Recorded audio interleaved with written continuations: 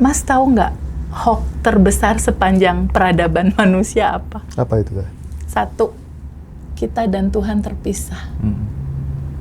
Itu kebohongan terbesar sepanjang sejarah.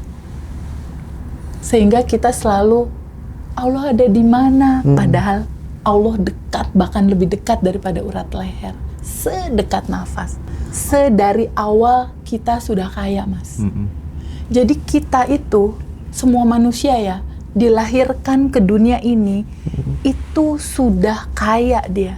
Oke. Sedari awal. Jadi kaya raya itu bukan mimpi sebetulnya. Kaya raya itu fitrah.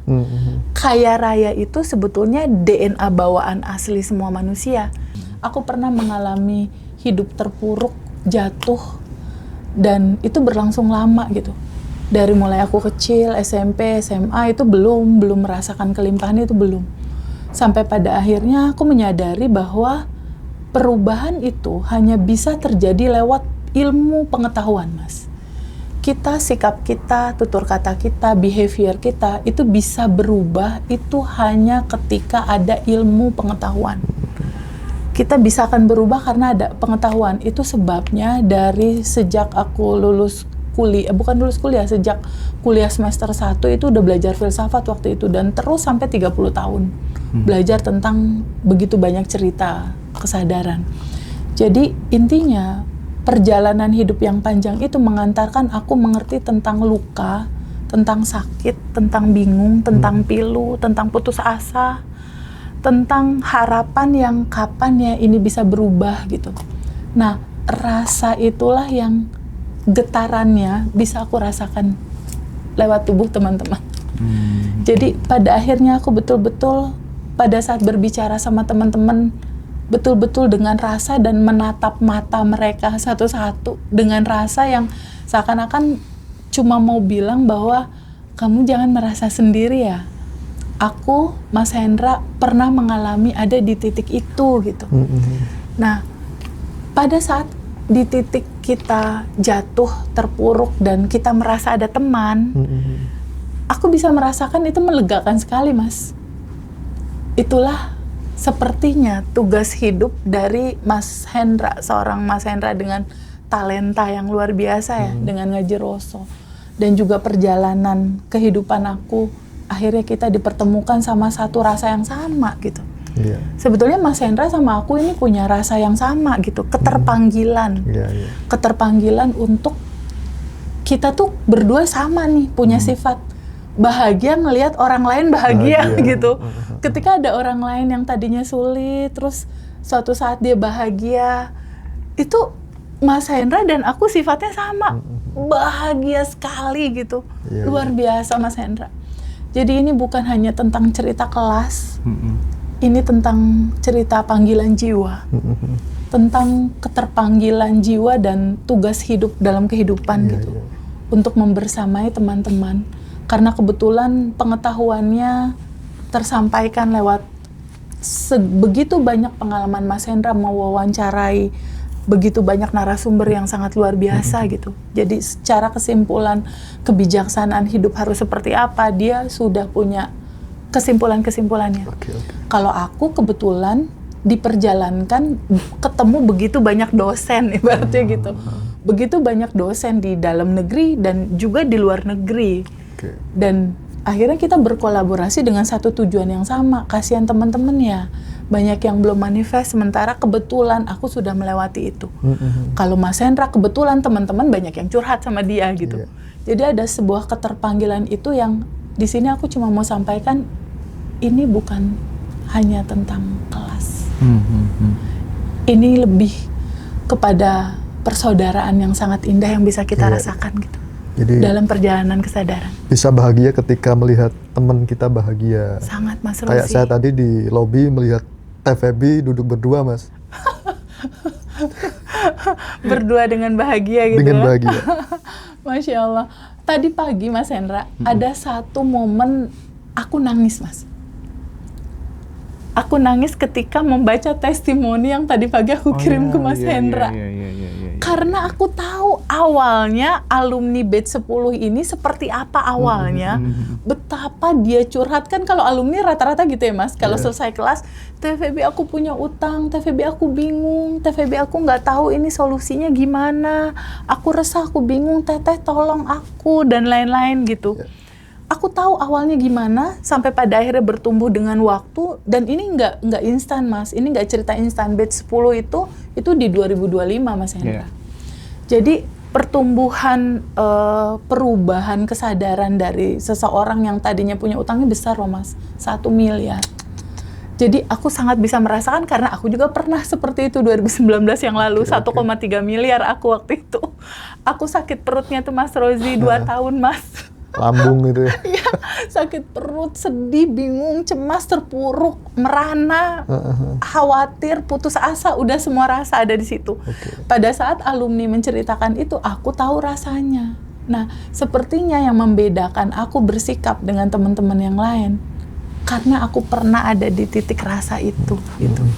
Nah, tadi pagi aku buka WhatsApp, terbaca alumni yang menceritakan testimoninya.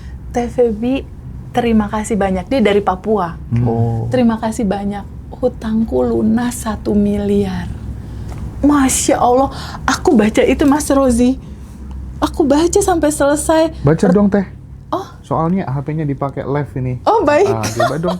Biar maksudnya tuh biar ini jadi biar tahu ya. Inspirasi buat teman-teman gitu. Minimal kita bikin konten kayak gini tuh yang paling utama adalah oke lah ya teman-teman, semuanya boleh hilang, tapi yang penting harapan jangan sampai hilang gitu. Betul. Harapan jangan sampai hilang. Kenapa Mas Hendra? Di sini aku mau menyampaikan kepada teman-teman, izinkan teman-teman semua terbuka pada sebuah kemungkinan bahwa sedari awal kita sudah kaya Mas. Jadi kita itu, semua manusia ya, dilahirkan ke dunia ini, itu sudah kaya dia. Sedari awal. Jadi kaya raya itu bukan mimpi sebetulnya. Kaya raya itu fitrah. Kaya raya itu sebetulnya DNA bawaan asli semua manusia. Jadi sedari awal fitrah manusia itu aku sudah kaya sedari awal. Tinggal di titik sekarang kalau teman-teman ada yang terpuruk, ada yang bingung, ada yang cemas, tinggal balik lagi aja Mas. Ke sejatinya dia, ke alamiahnya dia. Jadi selama ini kalau teman-teman takut, bingung, cemas, ada utang, menderita, sebetulnya teman-teman hanya lagi lupa Mas. Hanya lagi lupa, mainnya terlalu jauh dari rumah aslinya dia. Mainnya kejauhan Mas Rozi. Sampai dia lupa sama rumah asalnya, rumah fitrahnya, alamiahnya dia. Yang sudah bahagia dan berkelimpahan. Nah, tugas Mas Hendra lah di kehidupan dia saat ini, dan mungkin tugas akulah di kehidupan saat ini untuk mengingatkan kembali, menceritakan kembali. Jadi kalaupun Mas Hendra sama aku saat ini berbicara di dalam momentum saat ini, sejujurnya kita lagi nggak mau selalu nyeritain tentang kelas ya Mas.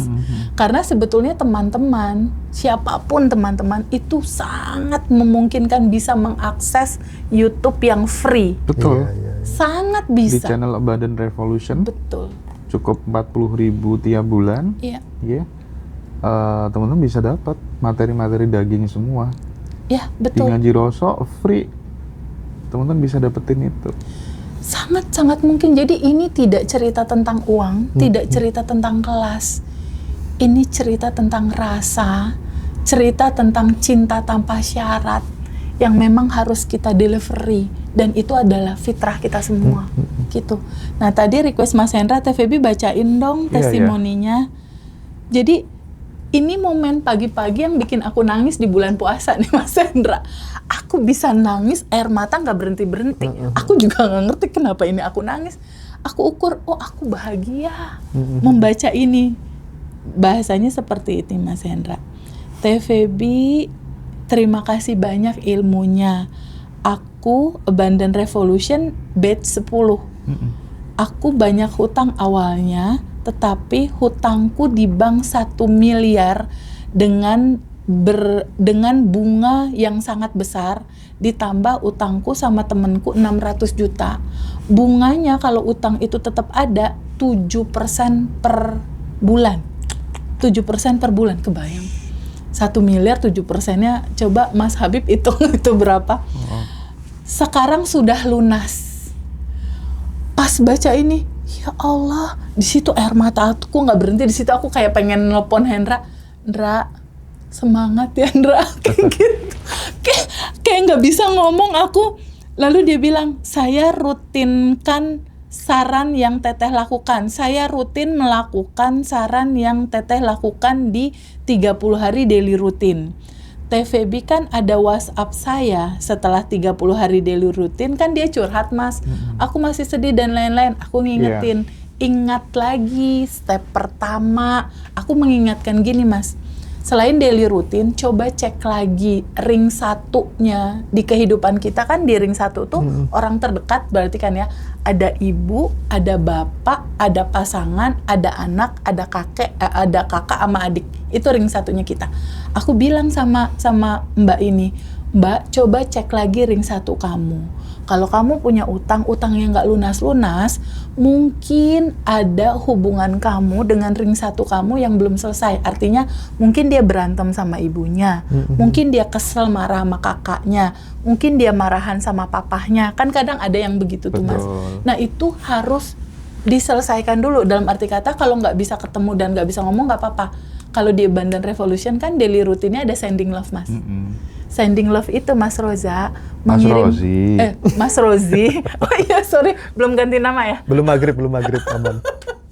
Nah, sending love itu kalau di kelas Abundant Revolution itu adalah mengirimkan cinta kepada orang-orang yang kita benci, kita marah, kita kesel, yang pernah memfitnah kita, yang pernah merugikan kita, yang pernah ngomongin jelek tentang kita. Pokoknya yang kita kesel banget sama dia, sending love. Pernah ada pertanyaan, kenapa Teteh? Orang itu kan fitnah aku. Orang itu ngejelekin aku, orang itu jahat sama aku. Kenapa aku harus sending love? Mas, ketika orang lain jahat sama kita, ketika orang lain ngejelekin kita, memfitnah kita, itu bahasa tubuh yang keluar dari dia adalah sesuatu yang kemarahan, kebingungan, istilahnya kemarahan, cercaan. Artinya di dalam tubuh dia, kalau dia output bahasanya adalah memfitnah, berarti dalemannya kan isinya begitu tuh, Mas. Iya. Berarti kan ketika orang lain memfitnah dan menjelekan, berarti lagi nggak ada cinta kan di hati dia. Ya udah, kita sending love-in. Agar apa? Karena prinsipnya gini, Mas tahu nggak hoax terbesar sepanjang peradaban manusia apa? Apa itu, Kak? 1, kita dan Tuhan terpisah. Itu kebohongan terbesar sepanjang sejarah. Sehingga kita selalu, Allah ada di mana? Padahal Allah dekat, bahkan lebih dekat daripada urat leher. Sedekat nafas. Hoax terbesar kedua sepanjang sejarah kehidupan manusia itu adalah kita merasa aku dan kamu terpisah. Padahal aku dan Mas satu. Aku dan Mas satu. Jadi kita sama sang pembenci kita itu sebetulnya kita adalah satu gitu. Itulah latar belakang kenapa lahirnya daily routine sending love, Mas Hendra. Iya. Karena aku dan kamu satu. Pada saat kamu memfitnah aku, pada saat kamu ngejelekin aku, pada saat kamu merugikan aku, dia hanya sedang lupa, Mas.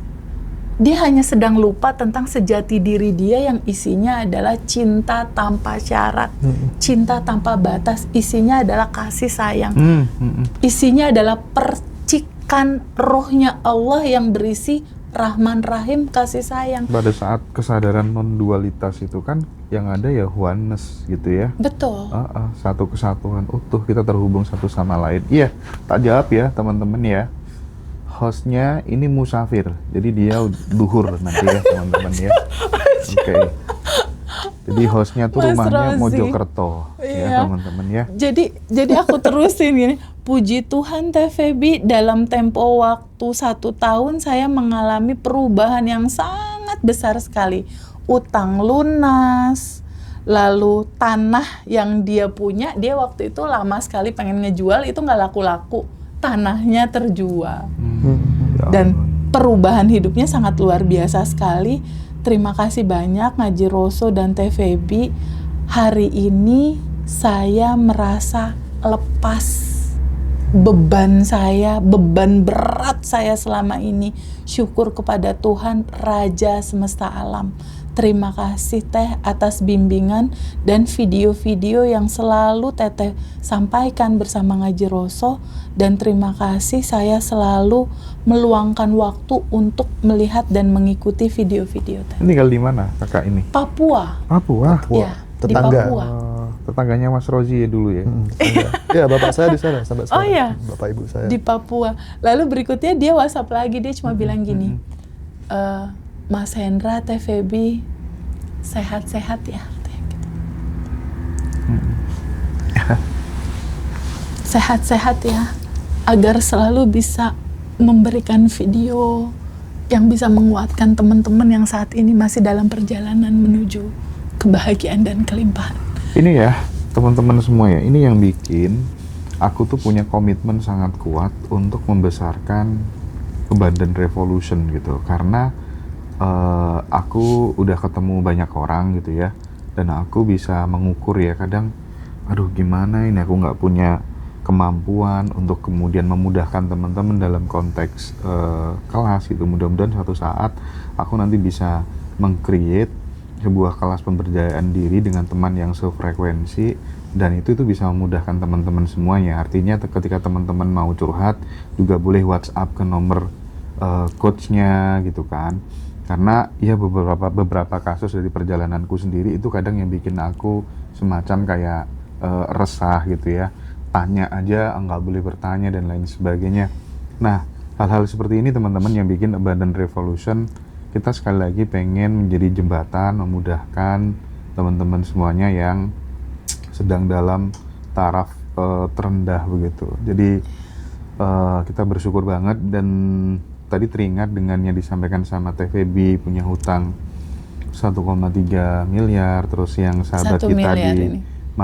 di Papua itu 1 miliar gitu. Berapapun angkanya teman-teman, yang penting jangan kehilangan harapan. Ya. Aku nanti, kebetulan aku nggak izin sama Teh Feby sih, karena aku yakin aja Teh Feby mesti setuju ya. Iya, iya. Nanti tanggal yang pas kita reuni Abundant Revolution di Surabaya itu, aku tiba-tiba kontak sama temenku tuh dulu, kalau misalnya uang kita ditipu orang, kalau kita kan nilainya masih ratusan juta gitu ya. Nah ini temen yang akan datang itu nanti, itu dulu pernah ketipu 222 miliar. Iya. Ya, jadi kalau teman-teman lihat konten-konten di YouTube, manusia berapa T, ini temanku ini jauh lebih daripada itu, serius, dan aku membuktikan sendiri, ya. Aku membuktikan sendiri, lihat pengeluarannya tiap bulan segala macem gitu ya. Pengeluarannya tadi malam terbaru berapa, Bit? 2M. 2,8 per bulan ya. Iya, per bulan itu. Jadi itu nanti akan datang ke Hotel Platinum Tunjungan Mystery guest. Surabaya, ya Mystery guest. Nah, nanti ada Teh Feby, ada Mas Ari Ferha. Teh Feby nanti ada 2 sesi teman-teman, tapi panjang-panjang semuanya, dan materi-materi baru gitu ya. Yeah. Untuk menginstall software operating system dan software kemakmurannya teman-teman. Nanti akan ada banyak-banyak materi kejutan gitu buat sahabat semuanya. Dan ada Mas Ari Ferha, ya, pakar ilmu vibrasi, ya. Terus kemudian ya sahabat kita itu akan kita undang nanti. Silakan buat sahabat yang mau join acara di Surabaya, khusus buat alumni nggak apa-apa, masuk grup aja dulu, nanti bayar belakangan juga nggak masalah, bebas gitu ya teman-teman ya, nggak masalah. Keren. Itu hubungi itu aja nomor tertera ya, hubungi Keren, nomor tertera. keren, Yang penting keren, komitmen keren. ya teman-teman ya. Kita kan pengen keren. memudahkan ya, Masya takutnya Allah. kehabisan seat karena Iya, seatnya betul, hanya betul, 350 orang. 350. Kita nggak menerima lebih dari 350 350 orang, oke. ya. Jadi buat sahabat-sahabat yang sudah langganan, teman-teman join reuni, silakan Daftar aja dulu dulu, aja. daftar dulu aja nggak Oke. apa-apa, demi ngamankan sih. Betul, ya. betul. Oke. Nah Teh, aku pengen masuk ke wilayah ini, percaya pada mimpi gitu ya. Percaya pada mimpi. Kita tahu Singapura bisa seperti saat ini. Saya sering ulang-ulang cerita ini karena ini penting sekali. Singapura itu negara yang miskin, banyak orang yang mati karena sakit, ya, kumuh, terus kemudian banyak pengangguran di sana, sampah di mana-mana. Terus tiba-tiba ketika Lee Kuan Yew ya hadir memimpin Singapura, Lee Kuan Yew tiba-tiba kirim postcard ke setiap rumah warga yang ada di Singapura, diajak punya membuat panggung imajinasi lewat postcard itu. Ini gambaran Singapura yang akan datang, wajah Singapura yang akan datang. Oke. Ya. Terus kemudian 5 tahun setelah Lee Kuan Yew tidak menjabat, Singapura tiba-tiba pesta kembang api, we arrive gitu ya. Kita telah sampai pada Singapura yang dicita-citakan bersama gitu. Artinya imajinasi ya, mimpi yang besar itu tuh bisa menjadi sebuah penggerak, pendorong untuk terjadinya sebuah tindakan-tindakan yang berbeda gitu. Betul. Dan mempengaruhi sebuah realita. Itu Singapura, ya kan, punya mimpi yang besar.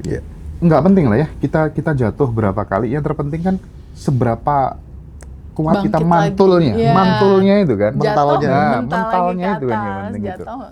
Ini juga terjadi di John F. Kennedy saat sebelum dia jadi presiden, dia juga foto White House kan, di dinding kamarnya gitu. Aku nanti akan duduk di sini gitu. Dan itu mempengaruhi tindakannya. Benar. Sekali lagi, mimpi itu mempengaruhi tindakan kita.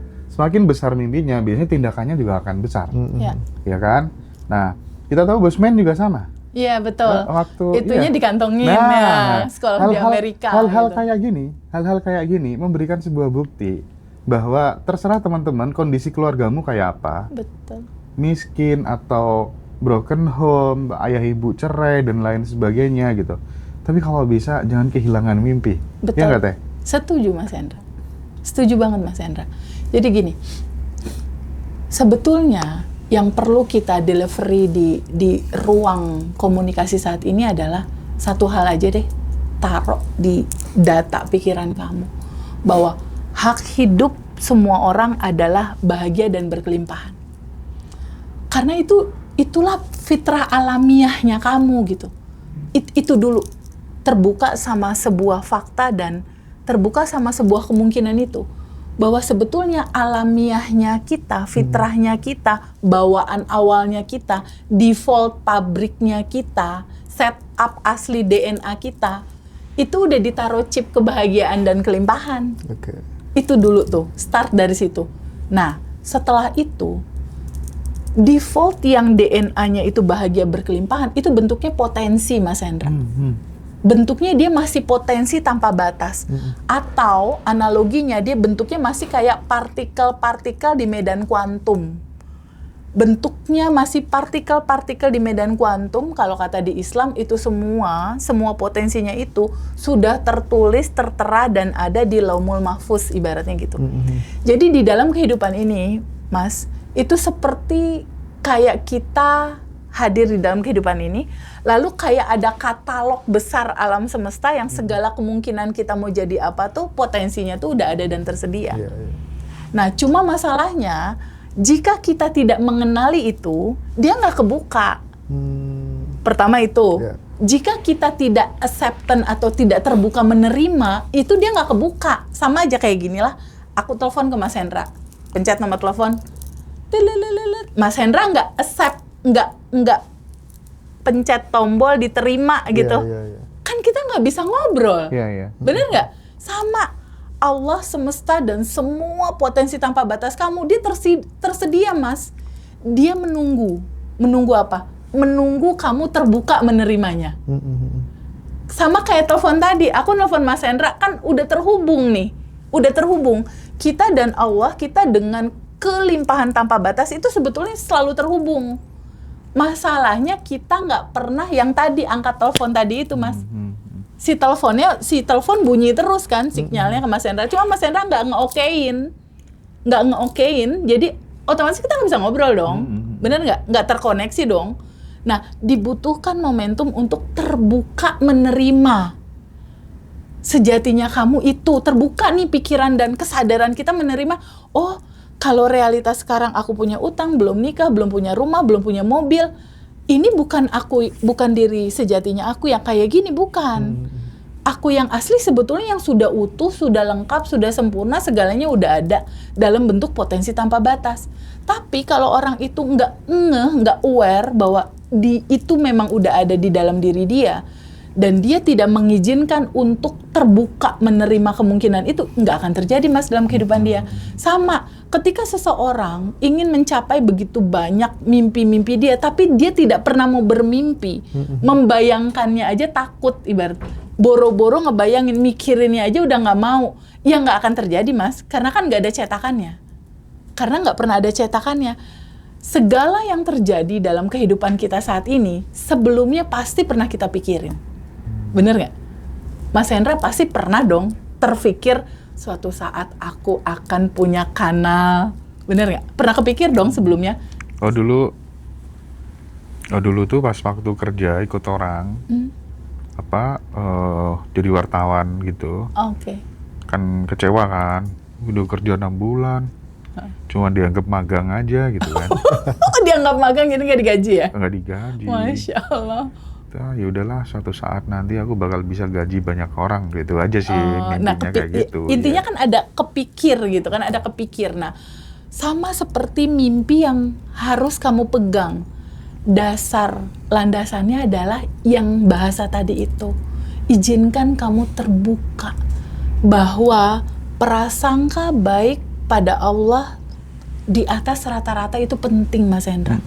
Penting untuk kita memahami bahwa kita punya Tuhan yang sungguh sangat-sangat luar biasa. Baik sekali merancang kita. Sampai pada akhirnya dia merancang sebelum kita ada. Itu rancangannya, kebahagiaan, kelimpahannya udah ditaruh di awal sebelum kita lahir. Iya. Jadi kita lahir, pas siapapun lahir, itu udah dengan potensi kaya Mas.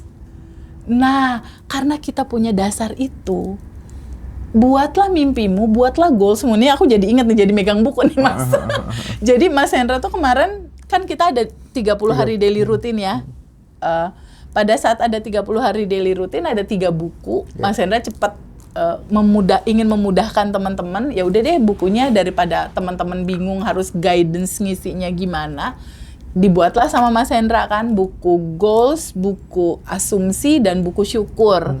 Nah, buku ini bisa menjadi panduan buat teman-teman, jangan pernah takut untuk bermimpi. Karena kan menulis mimpi, membayangkan mimpi kan gratis ya Mas. Gimana kalau kita mulai dari yang gratis-gratis dulu aja. Tulis mimpimu, tulis apa yang kamu inginkan dalam kehidupan kamu, hidup yang seperti apa yang kamu mau. Karena sebetulnya, ini aku mau cerita rahasianya nih Mas. Mau aku ceritain rahasia? Boleh, silakan. Di titik kita membayangkan mimpi kita. Misalnya suatu saat seseorang, nanti aku akan menikah dan akan punya rumah di Bali misal. Di titik kamu bisa membayangkan mimpimu, mimpi itu